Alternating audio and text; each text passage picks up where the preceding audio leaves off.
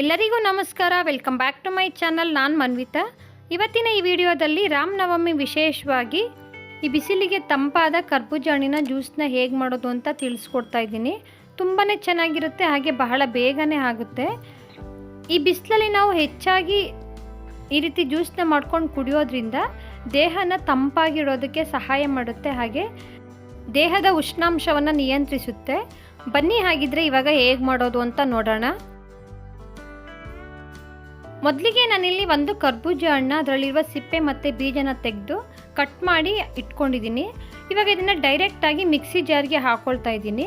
ನೀವು ಈ ರೀತಿ ಮಿಕ್ಸಿಗೆ ಹಾಕ್ಕೊಂಡು ಒಂದು ರೌಂಡು ರುಬ್ಬಿ ಹಾಕ್ಕೊಳ್ಬೋದು, ಅಥವಾ ಸ್ಮ್ಯಾಶರಲ್ಲಿ ಸ್ಮ್ಯಾಶ್ ಮಾಡಿ ಕೂಡ ಹಾಕ್ಕೊಳ್ಬೋದು. ನೋಡಿ, ಇವಾಗ ನಾನು ಸ್ವಲ್ಪ ಒಂದು ರೌಂಡ್ ಆನ್ ಆಫ್ ಥರ ಮಾಡಿಕೊಂಡು ಇಟ್ಕೊಂಡಿದ್ದೀನಿ. ಇವಾಗ ನೋಡಿ, ಬೆಲ್ಲನ ಕರಗೋದಕ್ಕೆ ಒಂದು ಪಾತ್ರೆಗೆ 1 ಕಪ್ಪಷ್ಟು ಬೆಲ್ಲನ ಹಾಕ್ಕೊಂಡು ನೀರನ್ನ ಸೇರಿಸ್ಕೊಳ್ತಾ ಇದ್ದೀನಿ. ನಿಮಗೆ ಪಾನಕ ಯಾವ ಅದಕ್ಕೆ ಬೇಕು ಅಷ್ಟು ನೀರನ್ನ ಹಾಕ್ಕೊಳ್ಳಿ. ನಾನಿಲ್ಲಿ ಒಂದು ಅರ್ಧ ಲೀಟ್ರಷ್ಟು ನೀರನ್ನ ಹಾಕ್ಕೊಂಡು ಬೆಲ್ಲನ ಕರಗಿಸ್ಕೊಂಡಿದ್ದೀನಿ. ನೋಡಿ, ಇವಾಗ ಬೆಲ್ಲ ಎಲ್ಲ ಕರಗಿದೆ. ಇವಾಗ ಇದನ್ನು ಸೋದಿಸ್ಕೊಳ್ಬೇಕು. ಈ ರೀತಿ ಸೋದಿಸ್ಕೊಳ್ಳೋದ್ರಿಂದ ಬೆಲ್ಲದಲ್ಲಿ ಕಡ್ಡಿ ಏನಾದರೂ ಇದ್ದರೆ ತೆಗಿಬೋದು. ನೋಡಿ, ಇವಾಗ ಎಲ್ಲ ನೀರನ್ನು ಸೋದಿಸ್ಕೊಂಡು ಇಟ್ಕೊಂಡಿದ್ದೀನಿ. ಇದ್ರ ಜೊತೆಗೆ ನೋಡಿ, ಒಂದು ಅರ್ಧ ಸ್ಪೂನಷ್ಟು ಏಲಕ್ಕಿ ಪುಡಿನ ಹಾಕ್ಕೊಂಡಿದ್ದೀನಿ. ಹಾಗೆ ನಾವು ರುಬ್ಬಿಟ್ಕೊಂಡಿರುವಂತಹ ಹಣ್ಣನ್ನು ಇವಾಗ ಸೇರಿಸ್ಕೊಳ್ತಾ ಇದ್ದೀನಿ. ನೀವು ಈ ರೀತಿ ಹಣ್ಣನ್ನ ರುಬ್ಬಿ ಕೂಡ ಹಾಕ್ಕೊಳ್ಬೋದು, ಹಾಗೆ ಸ್ಮ್ಯಾಶರಲ್ಲಿ ಸ್ಮ್ಯಾಶ್ ಮಾಡಿ ಸ್ವಲ್ಪ ಹಾಕ್ಕೊಳ್ಬೋದು, ಅದನ್ನು ತುಂಬ ಚೆನ್ನಾಗಿರುತ್ತೆ.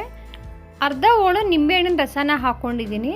ಹಾಗೆ ಒಂದು ಸ್ವಲ್ಪ ಹಣ್ಣು ಈ ರೀತಿ ಸಣ್ಣ ಸಣ್ಣದಾಗಿ ಕಟ್ ಮಾಡಿ ಹಾಕ್ಕೊಂಡಿದ್ದೀನಿ. ಈ ರೀತಿ ಕಟ್ ಮಾಡಿ ಹಾಕ್ಕೊಳ್ಳೋದ್ರಿಂದ ಬಾಯಿಗೆ ಸಿಕ್ಕಿದಾಗ ತುಂಬಾ ಚೆನ್ನಾಗಿರುತ್ತೆ. ಇವಾಗ ಇದನ್ನು ಒಂದ್ಸಲ ಚೆನ್ನಾಗಿ ಮಿಕ್ಸ್ ಮಾಡಿಕೊಂಡು ಸರ್ವ್ ಮಾಡಿಕೊಂಡ್ರೆ ರುಚಿಯಾದ ಹಾಗೆ ದೇಹಕ್ಕೆ ತಂಪಾಗಿರುವಂತಹ ಕರ್ಬೂಜ ಹಣ್ಣಿನ ಸರ್ಬತ್ತು ರೆಡಿಯಾಗುತ್ತೆ.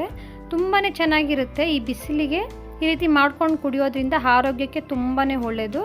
ದೇಹನ ತಂಪಾಗಿರೋದಕ್ಕೆ ಇದು ಸಹಾಯ ಮಾಡುತ್ತೆ. ನೀವು ಒಂದ್ಸಲ ಟ್ರೈ ಮಾಡಿ ಹೇಗೆ ಬಂತು ಅಂತ ಕಮೆಂಟ್ ಮಾಡಿ ತಿಳಿಸಿ. ಇವತ್ತಿನ ಈ ವಿಡಿಯೋ ಇಷ್ಟ ಆಗಿದೆ, ಒಂದು ಲೈಕ್ನ ಮಾಡಿ, ಫ್ಯಾಮಿಲಿ ಫ್ರೆಂಡ್ಸ್ ಜೊತೆ ಶೇರ್ ಮಾಡಿ. ನನ್ನ ಚಾನಲ್ನ ಸಬ್ಸ್ಕ್ರೈಬ್ ಮಾಡ್ಕೊಂಡಿಲ್ಲ ಅಂದರೆ ದಯವಿಟ್ಟು ಸಬ್ಸ್ಕ್ರೈಬ್ ಮಾಡ್ಕೊಳ್ಳಿ. ವಿಡಿಯೋ ನೋಡಿದ್ದಕ್ಕೆ ಎಲ್ರಿಗೂ ಧನ್ಯವಾದಗಳು.